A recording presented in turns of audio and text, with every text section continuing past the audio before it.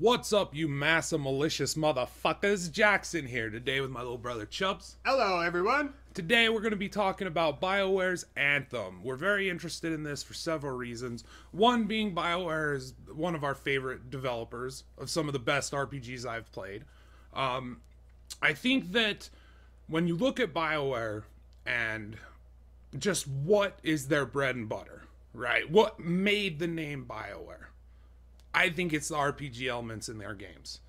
I think that, like, if you look at Knights of the Old Republic and you go back and you play that, it's dated. It's dated. Like, the controls are dated. The combat is dated. When you look at Mass Effect 1 as opposed to Mass Effect 2, those shooting is dated. Mass Effect 2 to Mass Effect 3, that shooting is dated, right? Mass Effect 3 to Mass Effect Andromeda, super fucking dated.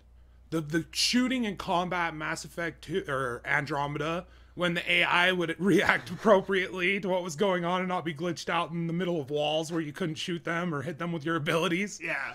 When they were acting normal, like, the shooting in that game was the funnest and the most solid out of any of them. That's also the game where the story slipped, the narrative got rehashed almost. Like, that felt like a rehash of Mass Effects 1 through 3. And not like they did it better. Yeah. They just did the same thing tonally, but worse. Yeah, because there was no options within the game and literally no... Well, there were options, but they felt so minuscule when it would be like comparing the options in Fallout 4 to New Vegas. Yes. They felt very limited. You know, like, both of those games have faction endings. Yeah. Right? Both of those games have, like, RPG, that Fallout universe. But one of those games gives the player a lot more choice, a lot more challenge when they have to build appropriately, do the correct thing with certain things. And not only that, actually think when they're engaged in a conversation with an NPC to think about what their next line is going to be. Perfect example, I've been playing Elex. And I got my first companion last night, and I was talking to people, and depending on my responses, they were liking or disliking it, right? Now, it's comparable to Fallout 4.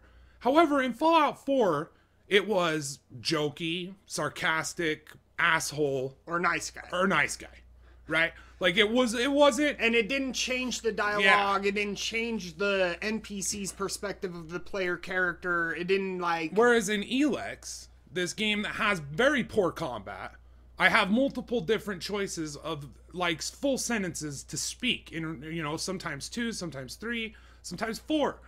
In order, and I gotta pick the right one in order to, what appropriate companion I have. And how do I know that? Until I've actually played with them. And that gives you a bond to your companion much more than the Fallout 4, where it's like, okay, well, I've got Kate with me and she likes assholes, so I'm gonna be an asshole. And that's gonna up my reputation with her. She's a chem addict, and it so turns every time I take chems... your player is no longer, at that point, you know, like, you're not filling a role, unless you are hardcore wanting to. Yeah. Because there's no risk taking her back, picking up Piper, coming out and being a fucking nice guy now. Yeah, exactly. Now you're a fake fucking person. You're a chameleon. And the game allows you that. Like, the game lets you do that. It lets you be fake. It lets you be phony in order to raise... It lets you do all of it. There's no consequences for, you know, playing for 2 hours and being an asshole the entire time, and then playing the next 2 hours and being a good guy. Yeah. Right? It's just like, do whatever you want, because it's been casualized and dumbed down for a broader audience. Yes. And that's not necessarily a bad thing, but I think it's a kind of insulting to your broader audience. Yeah. Right? When you're going for mass appeal, and for some reason that explains why your game has taken steps backwards, I think that's disrespectful and kind of arrogant of you to assume that the casual gamer, the person who this may be their first game, they're too stupid to get into in-depth RPG elements. They're too wishy-washy to make a character and stay the course. They don't have on the that attention span. Yeah, they don't have the attention span to go through it. That's basically what the developer is saying about their customers. Oh, yeah. Or potential customers. And that's when you get to Anthem, when you look at Anthem, BioWare's bread and butter has been their RPG elements. Their story crafting through the Dragon Age series, through the fucking Mass Effect trilogy. Andromeda was not them. Like, the team working on Anthem was a separate not... BioWare development studio. I think the only thing they did was actually came in and prettied up these ugly fucking characters they had and like got rid of a lot of these facial glitches and animations that were there from the jump. Which is, oh man, that game was. You know what? The thing about that game is like I was happy with it. Yeah. On a whole. Oh, but yeah. I mean, I wasn't really expecting it to surpass the first 3 games. I went into it understanding that. Because when you talk about the first 3 games, like you were saying, when we were just talking about this before we started recording, how those saves carry over. Oh yeah, and it was a lot more in depth with the story elements, your character choices, the story that happened with all your companions would carry over from game to game. And you could save one or the other in the case of Ashley and the guy I never saved because hey, Ashley's good looking, yo. But you could get Rex to stay alive and bring him into the next game. Like that sort of stuff, that was cool. And I knew that since in my mind, I knew that I had played the entire trilogy of the first Mass Effect series. I said, this game's not going to compare to that. And I think some people are judging this game based on that. That was my thoughts going into it when I got it. I think I got it 2 or 3 months after it released. Right. So my thoughts going into it were that I think some people had put the series on a pedestal based on 3 games. 3 entirely long, 100+ hour games, crafting a narrative that carries over into the other one that makes that next game feel more personal to the player than it would to another player who made different choices, who chose the dude instead of Ashley to save, or had chose to sleep with this person instead of this person, and then that relationship carries over, you know, the romance options carry over. Yeah. So that sort of thing, I thought that they had put that on a pedestal and they were judging Andromeda unfairly by it. Right? Facial animations, things like that, honestly, call me old school, call me whatever, but those really don't bother me as much as I think it does other people. Visuals don't really bother me. Right? As long as it's good to look at and the core gameplay mechanics function correctly, you could give me a fucking game that looks like Axiom Verge, and I'm going to tell you, subjectively in my opinion, that it's better than a game like Headlander. Which Headlander was made by a whole group of people. A lot of fucking good, talented artists, and shit went into that. That game looks really good. But at its core, Axiom Verge just feels more Metroidvania to me than Headlander ever could. Right. Because Headlander feels like it does the bare minimum. And then it has this cool setting, this cool idea of like you're a head in a jar and you're able to take over bodies of robots. And that's kind of how the Metroidvania comes into play. Gotta learn how to take over certain robots in order to get through certain doors and things like that. At the end of the day, forgettable as fuck. Right. Forgettable as fuck. I could sit down and play Axiom. I played Axiom Verge so long that I platinumed it. You remember, I played that game for like a month and a half straight. Oh yeah. Nothing but that game. Oh yeah, that game is definitely very fun, and that's the huge difference between the two, right? Is like you said, one looks kind of, well, both of them look amazing. I'm not gonna lie. Axiom Verge has some moments. It has that SNES art style. Yeah, it's very Super Metroid-esque art style. Plus, it's his. Yeah. You know, it's unique to Tom. Yeah, like, he drew all that and then pixelated it and put it in the game. Yeah, you can tell that like.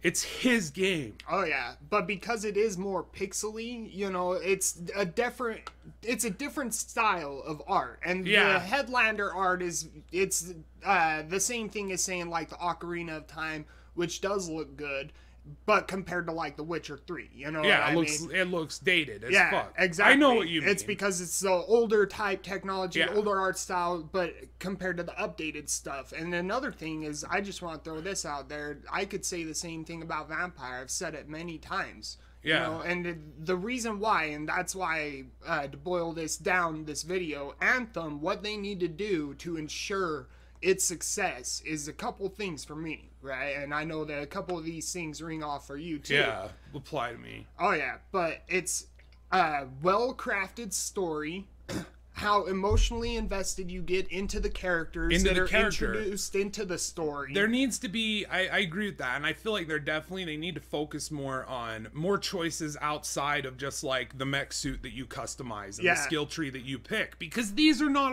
RPG elements. I'm not going to say they're not part of an RPG, an integral part. Right. But they're not as important as other things. Yes, well, classic RPG, you have a natural progression system that is tied to the character that you are playing, right? And as you progress, you get more powerful, you gain more abilities, you have to lock into a certain role to Usually be more proficient at something. There'll be like one specialization or of several that you need to focus on. Exactly. And so the thing about the mech suit and all that is it sounds really cool, but at the end of the day, there needs to be more than just...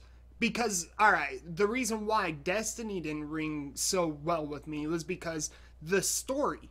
And there wasn't a well-crafted story. There wasn't a well-crafted world for the story to exist and cohesively make sense to the person playing the game. You know, it looked really good and it was really super fun. Flashy. Oh yeah, and it was really fun, like smooth gameplay, the abilities, all that shit. When Destiny 1 first came out, like there was nothing like that, you know what I mean? With the different options of grenades, your supers and all that. You had your weapons of light, your armors of light, all that kind of shit.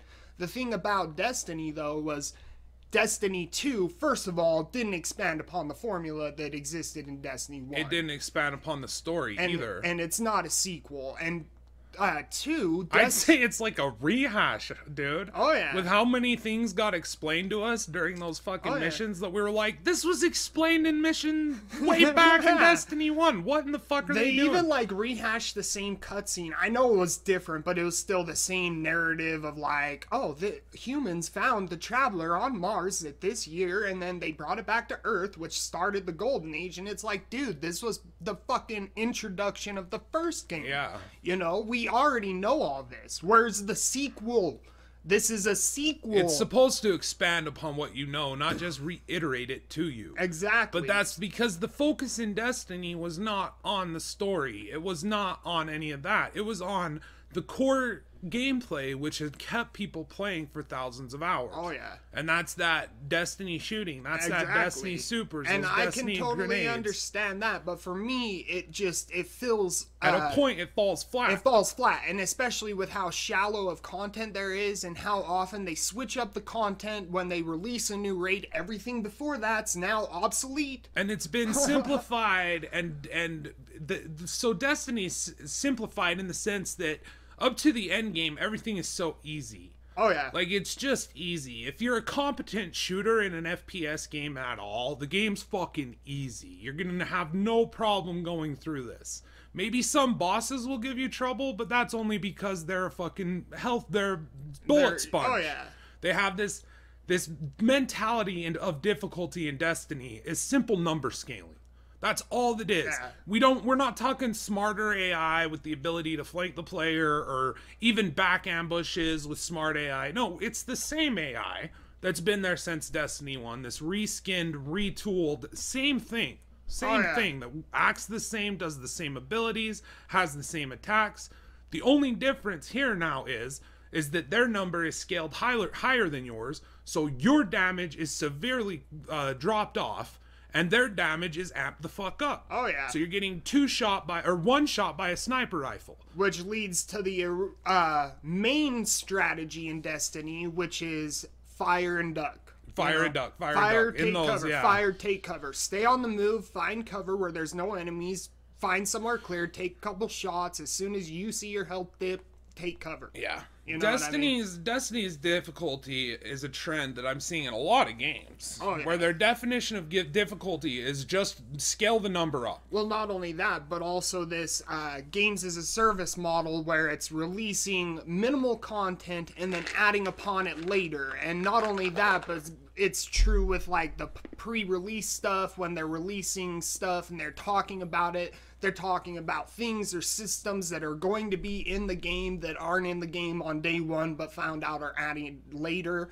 Or in the case of Destiny, not even put in at all. Trading, gambling, you know, being able to land on the planet wherever you want, stuff like that. You know, Destiny had a lot of features that were cut completely from the game. Yeah. For the sake player trading. Yeah. For the gambling. For the sake of making it so people didn't Sparrow have that racing, in-game economy. Oh yeah. Sparrow racing was clearly cut away. Oh, they had stats on the sparrows from the beginning. And it made no sense outside of the context of being in a race. Oh yeah. Well, they were talking about how this one hunter who landed in on the planet they gambled to get the gear from another player. And it's like, what? You could fucking do that? And then the game comes out and there's none of that. And there's no plans to release it because it's so minimal that they have to not allow the in-game economy to get out of control. When you read that Gama Sutra article about behavioral game design, about a guy who had a big influence on the development of Destiny, you start to realize that they were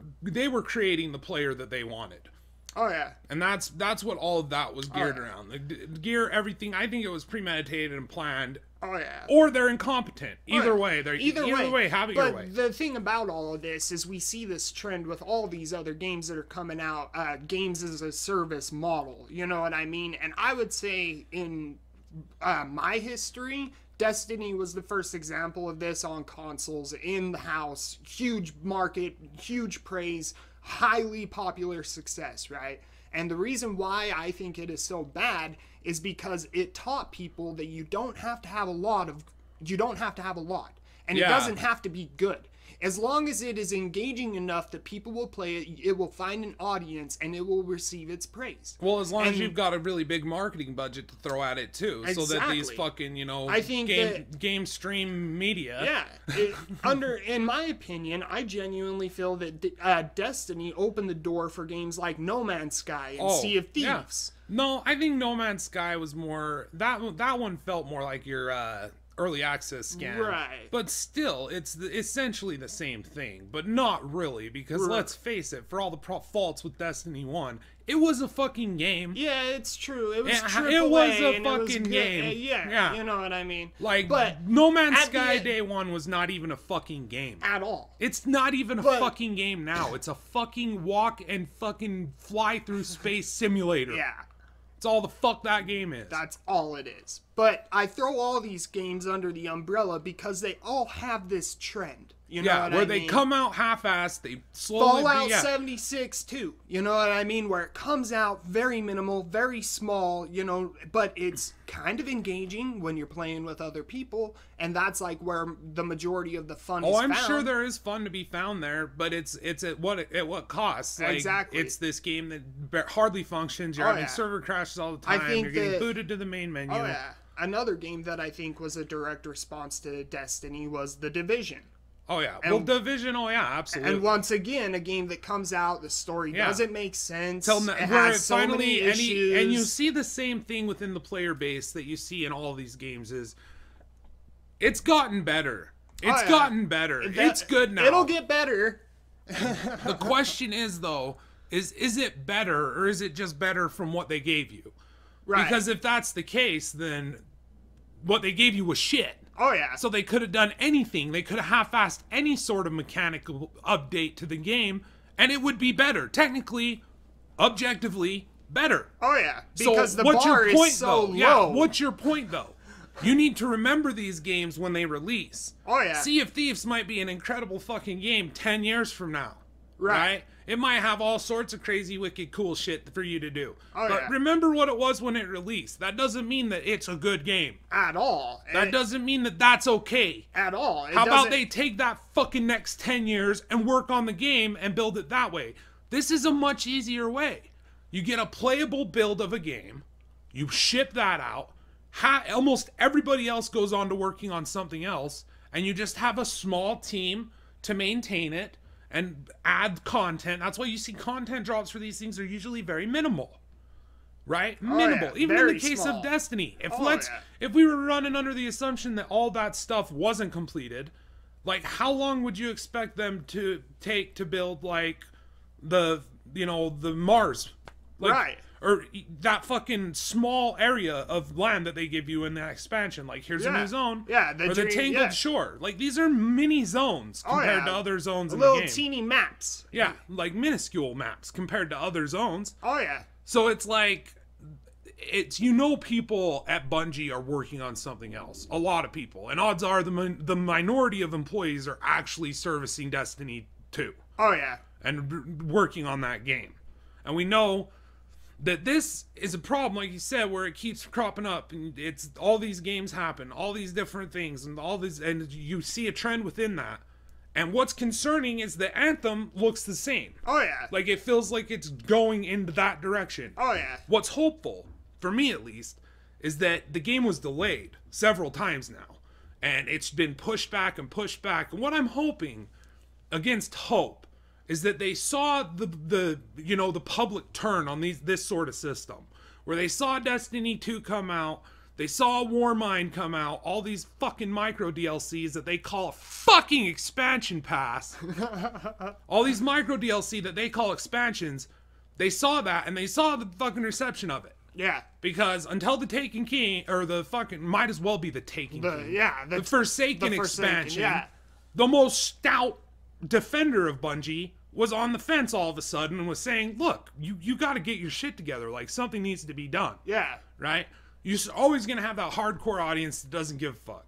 They're there to play Destiny, and they know what they're going to expect from Destiny, and they're not going to be disappointed by it. They're just like, as long as it's more the same, I'm cool with that. Yeah. And as long as that more the same is marginally better, which it is, I'm okay with that. And that's fine. That's, that's your prerogative. Yeah. But what I'm saying is there were a lot of people that jumped ship and hit that game with critical, videos, critical conversations, critical threads on their fucking website and the forums. Oh, yeah. A lot of fucking heat came down on them after Destiny 2. So much to the fact that they reverted the entire fucking gun system, the entire super system, every fucking change that these dumbasses made, they reverted. You're no longer just limited to 4v4 matches in PvP, because legitimately you were paying for less of a game at that point. Yeah. You were paying for less of a game. Less freaking ways to play PvP. Now, once again, whether they did that on purpose to have that build up to the Taken King moment, that's up for debate. I could argue it that they did, because when you look at the first game, it took the same course. It came out and it had much the same problems with loot systems, things of that nature. Then all of a sudden it had all these, like micro DLC that were getting critically hit by calling them an expansion pass and selling it for $35 fucking dollars, which is over half the price of the base game. Then they had that Taken King moment. Oh, yeah. And Destiny 2 mimics that very well. Oh, yeah. And whether they did it on purpose or they just fucked up again and are incompetent at their fucking jobs, that's up to you. But those are the only two fucking options. Those are the only two options. Those are the only two options. I'm sorry that if you feel like you're in the corner where you have to defend that shit to me, I'm sorry for you. Oh, but because those are your options. They did it on purpose, or they fucking suck at their jobs 2 games in a row and they learn nothing from the first game. Nope. Okay? So, like, hopefully Anthem learned from those things, though. That's the thing. Because that's why I'm skeptical about Bungie and what they're going to do in the future, is because if anything of their past tells me anything, it's that those guys did not learn anything from Destiny 1. As a matter of fact, the only thing they learned from Destiny 1 is that Taken King was really good, and they needed to revert Destiny 2 back to Destiny 1, like you said, because Destiny 1 was so popular, and it was critically acclaimed and financially lucrative, right? If the reason they're trying to chase that success. Well, also, you could assume that the Go Fast update was planned. Oh, yeah. When they slowed down Super Recharge, they lowered the amount of fucking energy you get from another Guardian Super Orbs. Regardless, they didn't learn any of their lessons. You know what I mean? It was the same thing. Yes. It was like Groundhog motherfucking Day, Bill Murray driving himself over the fucking edge of a cliff because he can't take it anymore. That scene is my favorite. It's my favorite too. But anyway, he just loses his shit. The groundhog drive. He's like, "We're gonna end this, you little bastard." All right, man. Gotta kill the groundhog. Kill the bastard. But anyway, hopefully Anthem learned from those lessons. You know what I mean? Hopefully BioWare understands that, like, not only is there a market for rich story elements and single player RPG elements, but there's also a market for playing with friends online in like a MMO-esque type of endgame, right? I'm hoping that their narrative is crafted in a way to be open to multiple people. Yes. There seems to be they feel like there's this need in popular game design to stroke the single player who's got the controller in his hand, to stroke his ego and make him feel like the most important person. Make him feel like he's the only one that matters. Even though these are immersive breaking narratives, when considered under the fact that, oh, like in the case of Destiny 2, which is broken to the point where someone wrote that and didn't question anything about it. And someone came up with Cabal Bane and didn't say, hey, this guy kind of looks like Dr. Evil in power armor. Yeah. No one fucking said anything like that. But for sure that game breaks the immersive point of that RPG I say in quotations and derisively. But the game says, you are the only person with the light. You're the only person who has a ghost that can bring you back to life. Go run strikes with your friends. Mm-hmm. Go see people in the open world while you're out there doing things that, you know, it's... Pop in their super. Yeah. I think that with Bioware, they've always had a way of constructing these great narratives, but they've always done so within the confines of a single-player experience, where it makes sense to stroke the player's to stroke the player and make him feel like he's the most important person. It's a single player. No one else is involved. Right. What they need to do, in my opinion, with the narrative in Anthem, like you said, have rich RPG elements, things like that. Have a rich, cohesive story arc that is actually interesting and makes sense. Characters that you can easily get emotionally invested in. You know what I mean? And have it be built around the idea that you are building this shared world. Yes. That you are building this for multiple people to play through together. Yes. And if you do that and then it ends up being like Destiny, I'm not going to give a fuck about your story right out of the gate. It could be crafted incredibly well, but if it's not open to the reality that you've created by saying this is a shared world shooter, this is going to be multiplayer, a heavy emphasis on multiplayer obviously has been put forth through the marketing. Oh, yeah. And your narrative is a single player narrative, it's going to take me out of your story. Oh, yeah. So I hope the gameplay's fucking amazing because, like, Destiny at least had that. Yeah. That's the thing. So, like, at that point, those are the things that they need, the key things they need to succeed and surpass all these other They need a rich character progression system that doesn't feel at the end of the day that it's based around RNG. Yes, you need to have certain aspects, certain team compositions, certain things that are going to be used in team situations, and I really hope that it's got an MMOS type of endgame, right? Like, where you have your dungeons, your harder difficulty, PvE, and then it leads to like a massive fucking event with multiple people, like a raid, you know what I mean? But that's what I really hope that it's going to have. And I think that it is going to have that because Destiny 2 has all of that, right? They kind of threw that MMO-esque endgame and grind at the end. But it's so hollow and it's so limited. Yes, but I hope that Anthem has that, but I hope that it's more, right? I want factions that matter. Yes. I want factions that matter, that I can farm. If there are factions, I don't care if there aren't factions, but don't have them in the game and have them be pointless and give you nothing. Yeah. Don't just have them there to check a box off your fucking list of shit you need in your MMO shared looter shooter for hobbyists. Exactly. You know, have it be good. Have it be cohesive. Like I said, 4 key things: good story, rich RPG progression, emotionally invested in characters, and a story arc that's going to keep my attention throughout the entirety of the game. If you have those things, this is going to blow all these other games out of the water. It's going to show them what it should be like. Yeah, because it's possible to do this sort of live game as a service the correct way. Oh, yeah. And it's not to release bare hollow shit and then never update anything except for weapon balancing and fucking redoing all the decisions you made with your fucking sequel. Yeah. So that's it for me, Jax Chubbz. We're out of here. Hope you guys enjoyed. Let us know down below what you think. Are you excited for Anthem? What's it going to be like? Till next time, keep being awesome, everybody. Stay safe, and yeah, keep kicking ass.